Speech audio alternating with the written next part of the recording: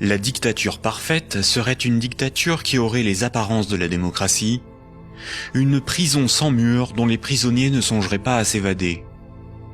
Un système d'esclavage où, grâce à la consommation et au divertissement, les esclaves auraient l'amour de leur servitude.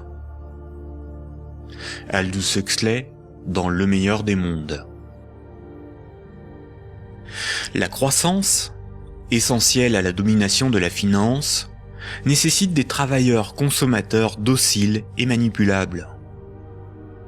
La télévision les divertit par les jeux, les séries, le voyeurisme de la télé-réalité et un flot d'informations brutes, sans aucune analyse, ne jouant que sur la force des images, l'émotionnel et les peurs primaires.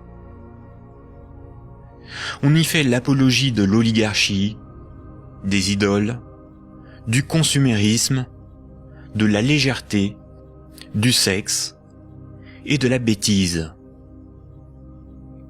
Consommer, c'est être libre et heureux. Réfléchir est futile et ennuyeux. Le vocabulaire est réduit, le sens des mots dévoyé, de sorte qu'il n'est plus possible de penser la réalité. L'éducation est réduite à une forme de conditionnement à la servitude et d'insertion professionnelle. Un individu inculte n'a qu'un horizon de pensée limité, et plus sa pensée est bornée à des préoccupations futiles, moins il peut se révolter. La destruction des États-nations, de la cellule familiale, la négation des identités culturelles, religieuses et sexuelles, sont les moyens de supprimer tous leurs repères aux individus.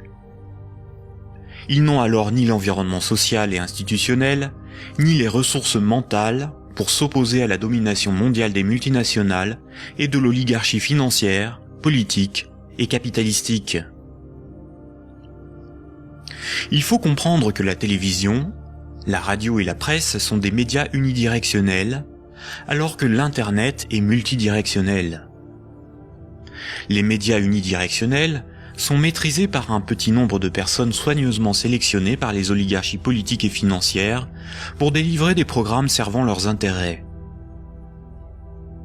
L'opinion du citoyen est ainsi formatée, maîtrisée, contrôlée.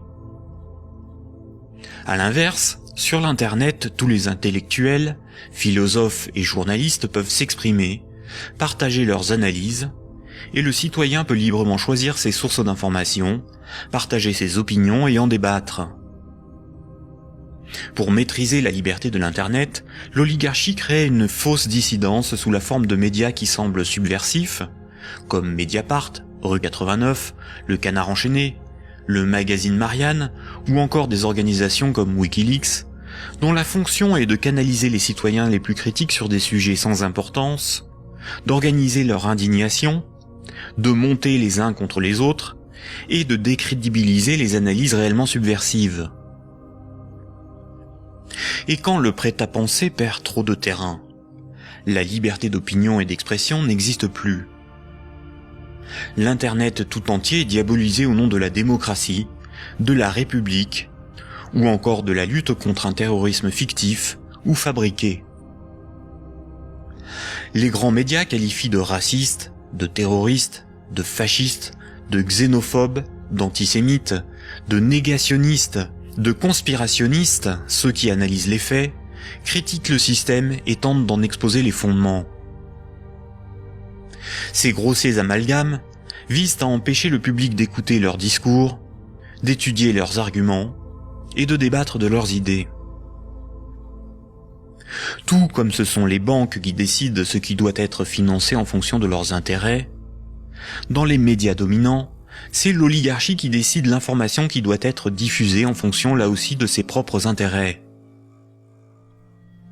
Le contrôle du vecteur soit de la richesse, c'est-à-dire la monnaie, soit de la connaissance et des idées, c'est-à-dire les médias, soit encore du système législatif, c'est-à-dire le gouvernement représentatif non démocratique, sont les instruments de la domination des oligarchies. Dès lors, il ne faut pas tomber dans la provocation, l'extrémisme ou la violence. La violence et la provocation sont ce que le système attend pour justifier la censure, le contrôle d'Internet et la mise en place d'un État policier.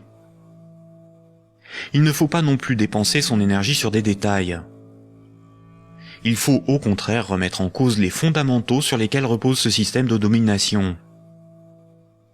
Tous les mouvements progressistes, sociaux ou alternatifs, quelle que soit leur forme, associations, partis politiques, ONG, et quelle que soit leur cause, devraient faire la promotion de 3 changements décisifs pour le monde de demain.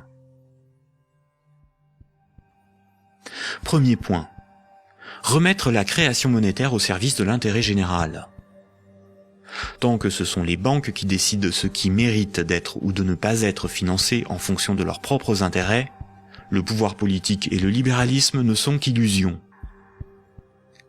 Les banques ne sont pas là pour faire du social ou de l'investissement. Elles sont là pour faire des profits en prenant le moins de risques possible. Deuxième point. La création monétaire par le crédit à intérêt et la destruction monétaire lors du remboursement des crédits forment un système pyramidal obligeant l'humanité à détruire la planète pour le seul profit de la finance. Nous devons mettre en place un système monétaire permettant d'adapter notre niveau de vie aux ressources de la planète et garantir ainsi un environnement viable aux générations futures. Troisième point, instaurer un système politique réellement démocratique.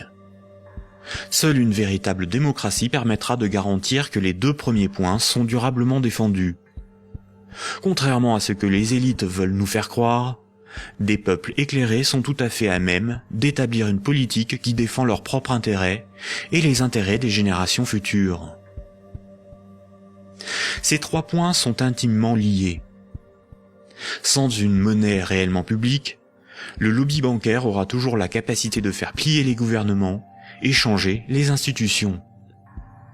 Un régime réellement démocratique, où c'est le peuple qui vote lui-même les lois, permet à la nation de s'opposer à toute privatisation de la monnaie et est la garante du maintien de la finance au service de l'intérêt général. Une création monétaire publique et l'instauration d'une véritable démocratie sont indissociables, car l'un est le garant de l'autre.